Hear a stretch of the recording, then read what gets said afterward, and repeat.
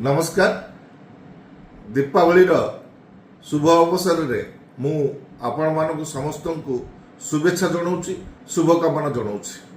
आज यही पुण्य अवसर रे मोर लिखित कविता आज मु पाठ करने चाहूँगी। कवितार शीर्षक है आलोकर पर्व दीपावली।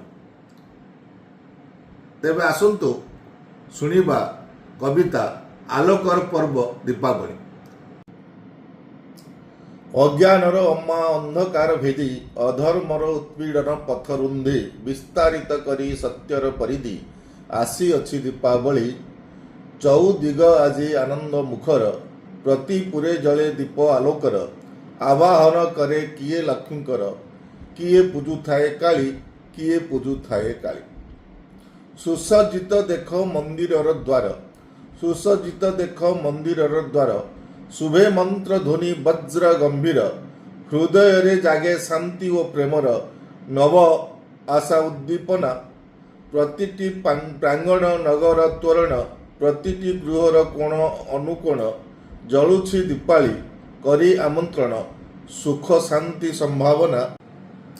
पृथ्वी रे जेबे बढ़ी जाए पाप निष्प्रभ होइले जीवन प्रदीप कलुषित कले अधर्म संताप सत्य शांति रक्षा पाई धरा पृष्ठे पुणी आलोक जलाई नव पथ नव स्वप्न बिछाई परमात्मा भिन्न भिन्न रूप नहीं भूमि आसंती ओह्लाई। हर्ष उल्लासर पर्व दीपावली। हर्ष उल्लासर पर्व दीपावली पूर्व मनांतर अहंकार भूली श्रद्धा स्नेह प्रेम दया चित्ते भरी मुखरे फुटाए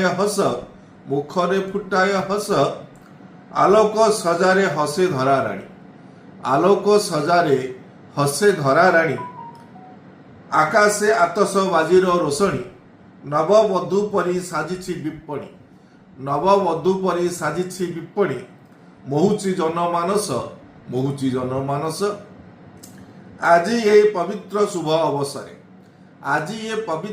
अवसरे शुद्ध पुत चित्ते मु कामना करे सकल जीवन सुख